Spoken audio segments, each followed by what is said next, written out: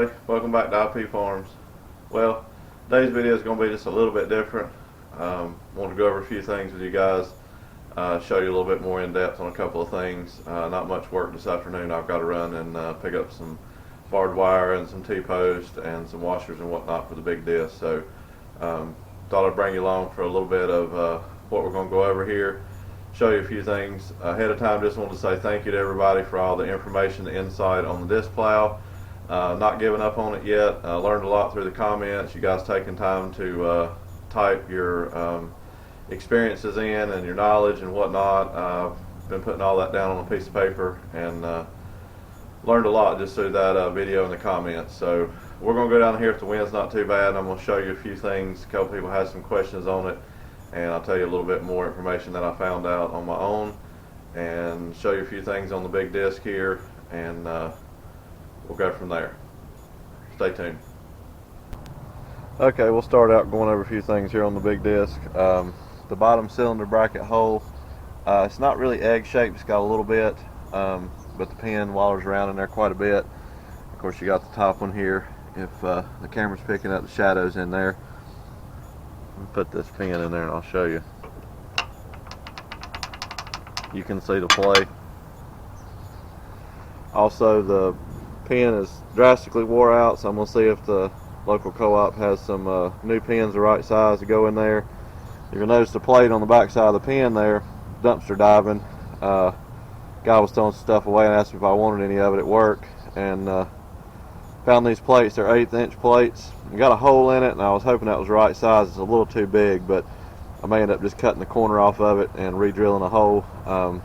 We got that option to see how much the thickness of these 1-inch washers are going to be at the store, so I got that to look forward to. I think once I get those both welded on up here, and then down here it will accept a 1/4 inch plate.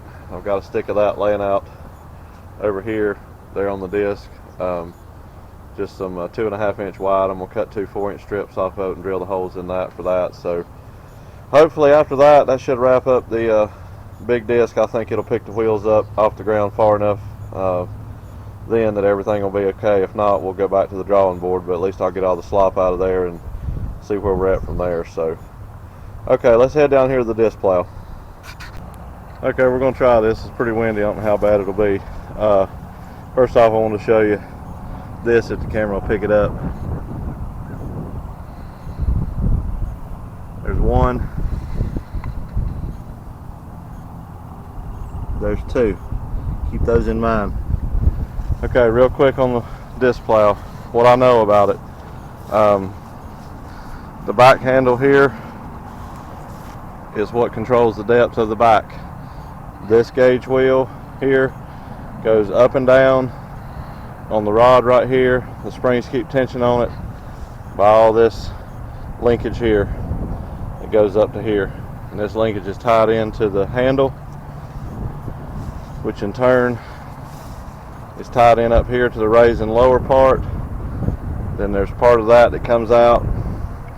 There's some of this here. All that's hooked together. This goes back up to the top brace, which goes over to the front wheel. The mechanism here, the L bar, ties into that. This is your rod tied to the adjusting handle. You would think that all the way down on the handle, let me get around here.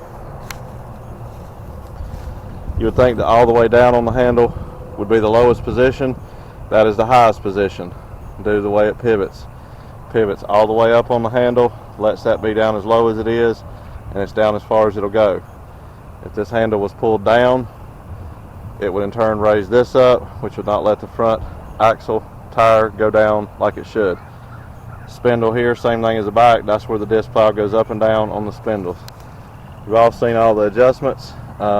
This adjustment here, I think, is for the hitch, basically the direct pull behind the tractor, which we haven't figured that out yet. This adjustment here is for the angle of the wheel. Okay, stand right here in the middle.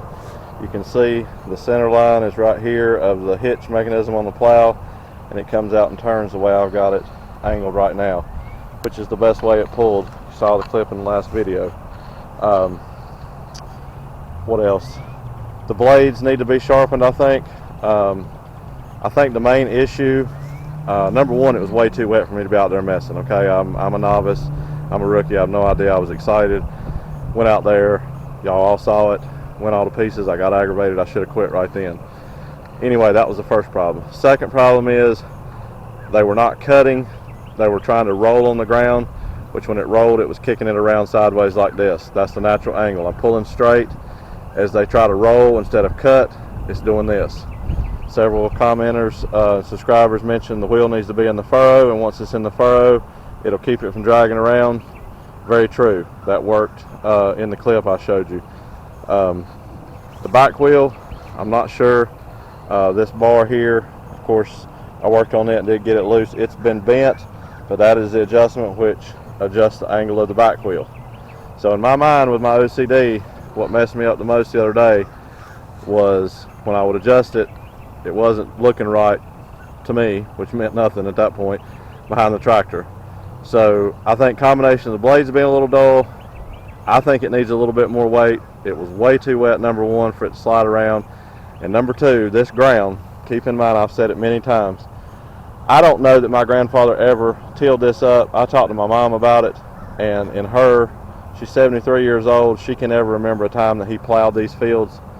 So I feel comfortable that these fields have not ever had a piece of tillage equipment in them for probably 55 to 60 years. And cows pounded it down for years. So the sod layer grass is very, very, very thick. A couple people mentioned, about running the other disc over it beforehand so it can actually get a chance to cut. In this field where it's sitting, it's where I did the good test run. It cut 10 times better than it did in the front field. Now, granted, I had run over that with a track loader hundreds of times clearing that off, so I'm sure I packed that soil down pretty good. I may have to take the chisel plow out there and just go really, really slow. There's no big stumps. Probably the biggest stumps that are left in the ground is no more than 3 or 4 inches. Just go really slow and hope for the best, and try to break up some of it and then get this in there and roll it over and cut it up. Not giving up on it yet, not by any means. So hope that answers a few of your questions about it. I got a little bit of information. I'll bring you back in a second. We get back up out of this wind. I'll tell you about it and we'll wrap this one up. Okay, we're back up here at the shop. Too breezy. I'm not sure how that turned out. Y'all know I can get long-winded. I apologize. I'm not about making talking videos all the time, about working, but tonight's one of those situations that I had to get some measurements off a few things, and I've got to run pick up some supplies for tomorrow, so thought I would go over the disc plow. The overwhelming response on that with you guys and the help and the knowledge and the experience was second to none. I can't say thank you enough for that. Every person that commented on it, every conversation that we had, I can't say thank you enough. I really appreciate that.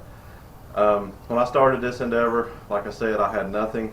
I've slowly accumulated the equipment that I felt that I would need to take care of this reclaim here and get the fields ready for planting at some point. 1086, the 770, the chisel plow, the big disc, the disc plow. I went with a disc plow instead of a moldboard plow, basically because what I had read and what I had researched and the people I had talked to from my particular application, due to the vast amount of debris and stumps still left in the ground, it would be great to go over it first with the disc plow and chop everything up. I'm laying the dirt over, turning some of that stuff, and I'm chopping everything so it won't be so hard. My original plan was to do that, disc the high spots down, go back with a chisel plow, try to get deeper, pull what's left of the stumps and roots and stuff up to the surface, break up some of the hard pan, go back over it, and then just keep discing and discing and discing. This may not work. The disc plow may not be what I need. Several people have suggested moldboard plows. They are cheaper, but for what I've got in the disc plow, turnkey as it is right now, I'm still $400 or $500 less than I can buy a decent, even a 3-bottom plow for. Did find a couple the last couple days I've been looking at just as a backup plan, but again, I don't even know anything about this really. I'm learning as I go. Thank goodness I have you guys to help me and steer me in the right direction, but I've always been told that moldboard plowing is almost like fine carpentry. It's a fine art, and if you don't get it right to begin with, you can really mess everything up. So I figured I would be better with a disc plow for that reason also. May end up having to go that route. Don't know. Showed you the things on the Disc Plow that I know. I just got way too aggravated the other day. Should have stopped. Never should have been out there to begin with. It was way too wet. We've already discussed that. But let me tell you what I found out. Luckily, I don't know how, last night, after conversation with a subscriber, back and forth, I believe that plow is an international. It's either a number 98 or a 99. I felt sure it was a 99. The forums that I was on said that the 98 had between 5 and 7 discs and a 2.5 inch mainframe, and the 99 was even bigger with 8+ discs, and it had a 3.5 inch frame. So I thought for sure that's what it was. Measured the mainframe a while ago. It measures 2.5. I don't know. I showed you the little emblems on there. They resemble an IH symbol. I don't know how far back that goes. The forum said they were made from 1940 to 1963, I think. There's several different versions of the International Disc Plow, all the way down to 1 gang, 2 gang, 3 gang, so on and so forth. Mine is 8 gang. Thought I was dead set on it until I measured the main frame, so I have no idea. I think it's an international.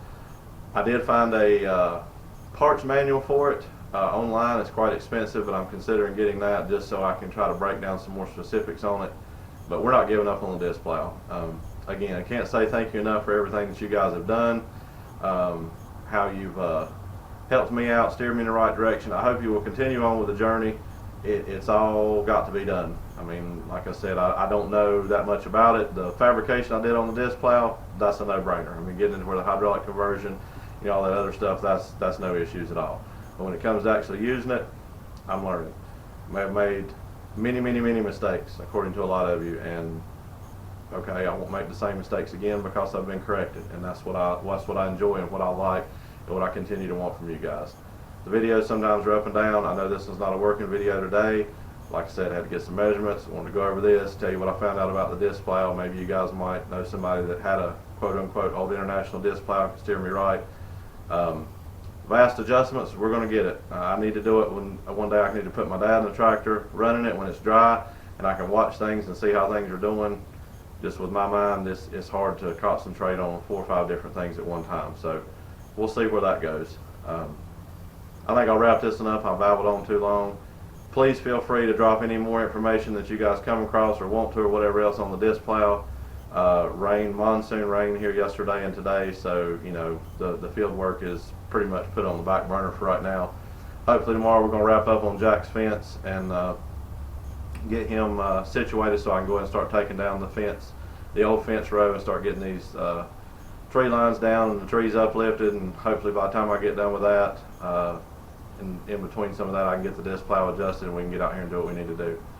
I'm open for suggestions. I'm not rich by any means. Do this part-time on the side, so money's, you know, not always available. Still got the dibs on the 2 pieces of equipment. One is up in the air now, depending on whether I decide or feel like I have to go with a moldboard plow, but if not, stay tuned for that. So I'll probably bring you along tomorrow for a little bit of the fence work. I know that's not as interesting as some of you, something else, so we'll get a little bit of that, and then Monday we're going to go back full force. Parts are supposed to be in for the truck sometime next week, get that back going, situated. As soon as I get that back going, then we'll probably be on the road before long to go get the other pieces of equipment. So thank you all for watching. Please consider subscribing if you haven't already. Thank you for commenting, for supporting, for following along the journey here. I got to speak with several new people. I don't know if they're new subscribers or just people that were watching and haven't commented before. I really enjoy that. You know, keep them coming. I'm trying to keep up with all the comments best I can, so I really appreciate that. Thank you for all the help. Please never hesitate on putting your information in. I'm very novice at this and have no idea what I'm doing, but I'm going to learn one way or the other, and with the help from you guys and the channel support and everything else, I think it'll go a lot quicker than I originally thought. So until next time, thank you.